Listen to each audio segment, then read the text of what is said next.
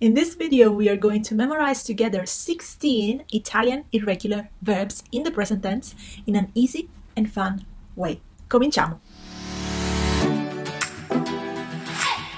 Hey, this is Ermy Pedata from thelanguagerus.com, and on this channel I am going to show you how to learn to speak Italian in a creative and fun way.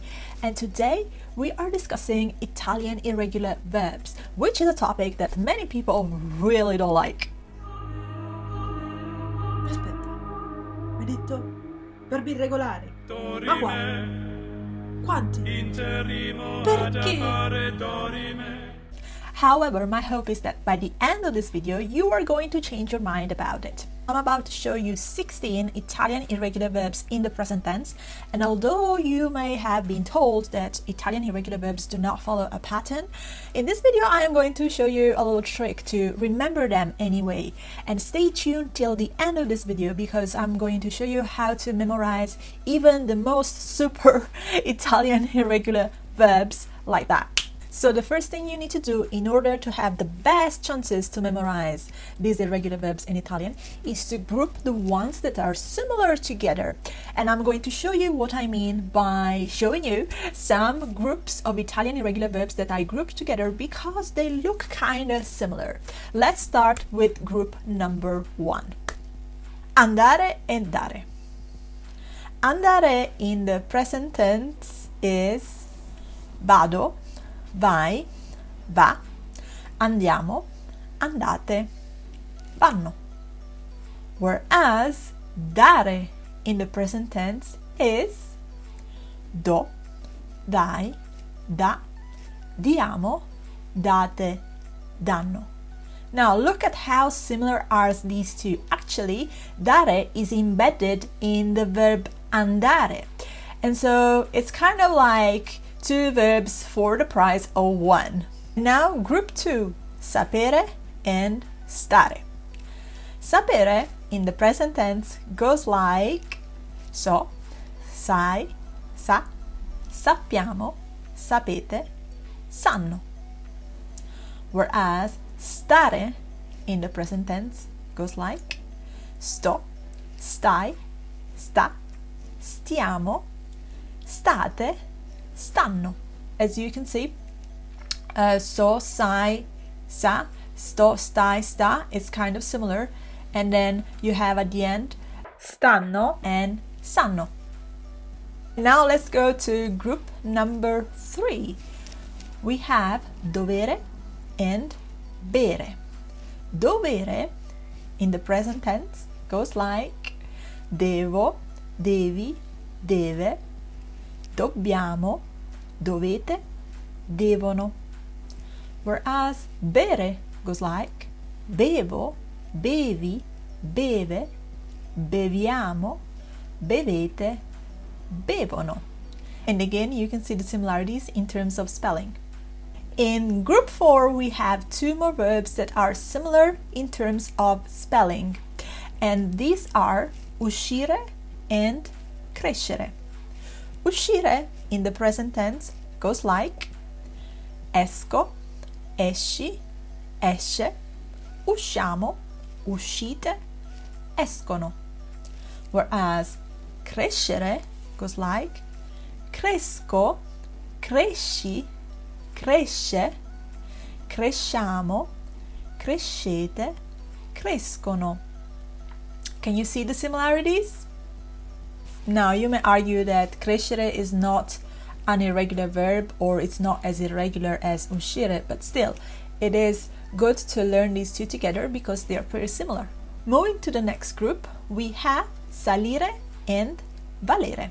Salire in the present tense goes like salgo, sali, sale, saliamo, salite, salgono.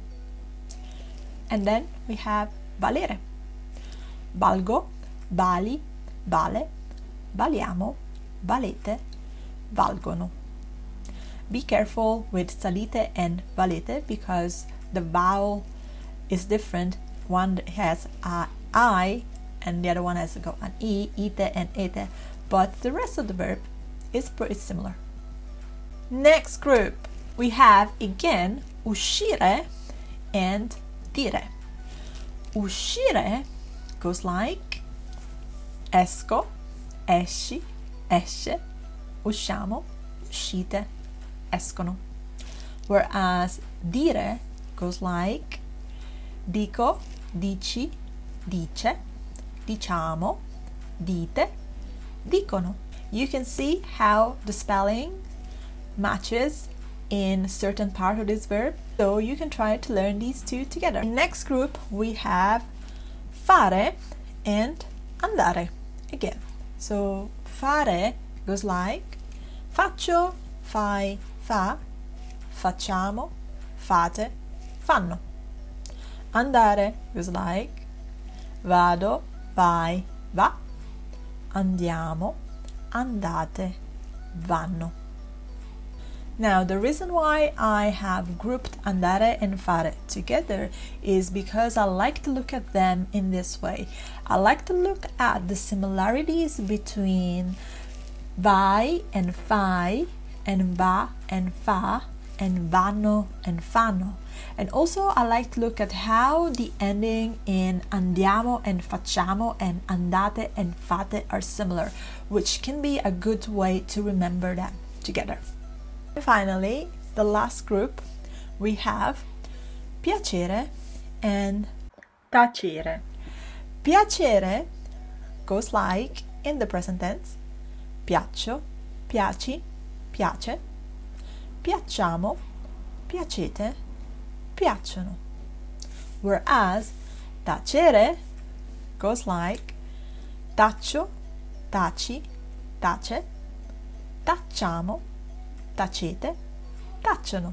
So you can see how the verb tacere and the verb piacere are so similar, and you may have just seen the third person plural and singular of the verb piacere, but yes, we do have all the rest of the verb as well, and it's used in a kind of different way from the verb like in English. So did you find this grouping of verbs useful? Let me know in the comments, and if you liked it, like this video and also share it with your friends who may at the moment be hating Italian irregular verbs, and probably this video will help them to change their mind. Also, if you like this technique of grouping Italian irregular verbs together, let me know if you'd like to see how I would group other Italian irregular verbs in other tenses. Leave me a comment and I'll consider making another video with other Italian irregular verbs in other tenses. Now, you've just seen my own personal way to group these verbs together. You may find other options, and you may also find other verbs that you can group together. So here's the main thing I want you to take away from this video. Every time you come across something that is challenging to memorize, like a new Italian irregular verb, rather than say, oh my goodness, how am I gonna do this? It's another Italian irregular verbs, how can I memorize them all? No, rather say, do I know any other piece of information that is already in my brain that can help me recall this new knowledge, this new verb? So here's what I mean. I'm going to give you an example from my personal study experience. So I've been studying Japanese, and when we were memorizing verbs in Japanese, I came across the verb to eat, which is a pretty basic verb. And the word to eat in Japanese is taberu. Now, taberu to me it sounded like table or tavolo in Italian. And so in order to recall that verb, I would think about me eating at the table, and so that's how in the end I managed to remember that verb pretty much very easily and without any challenge at all, because for me the link in my brain was pretty straightforward.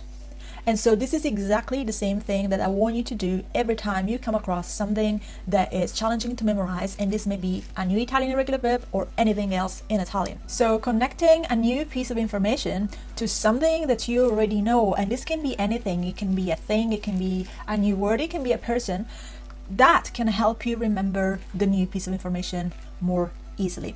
And so you can do the same thing with the other verbs that I have not mentioned in this video, like avere, essere, volere, which are super irregular. So I want you to think about how can you memorize those verbs and associate them, link them to something that you already know and that can help you remember them and recall them in the future. So now you may be thinking like, Ermy, I understand all of this. I can connect things together. That's all good. However, even though now I watched this video about Italian irregular verbs, I am sure tomorrow I'm going to forget about them all anyway, and I will not be able to recall them when I speak or when I want to write something, which is really annoying. Well, here is what I want you to tell you. You need to remember that when you learn something new, when you make a new connection in your brain, you need to revisit that piece of information over and over in order to keep that connection in your brain fresh and connected. Because if you don't do that, the connection is gonna disappear. And so, in order to do that, you have to constantly and consistently revisit the new things that you learn. This is why it's important to have an Italian learning routine that can help you stay consistent with your Italian learning. And also, it's important to revisit those information in different ways and in ways that are actually meaningful and engaging for you. So in my next video, I am going to show you a few strategies and activities that you can integrate in your daily routine in order to keep that Italian alive and not forget easily about the things that you learn. So if you'd like to learn more about that topic, make sure you subscribe to this channel so you will be notified when that video is up. Meanwhile, you can go and watch these other 2 videos about Italian irregular verbs. And this was Ermy Pedata from thelanguagenews.com, and I'm here to always remind you to have a fun Italian learning. Ciao!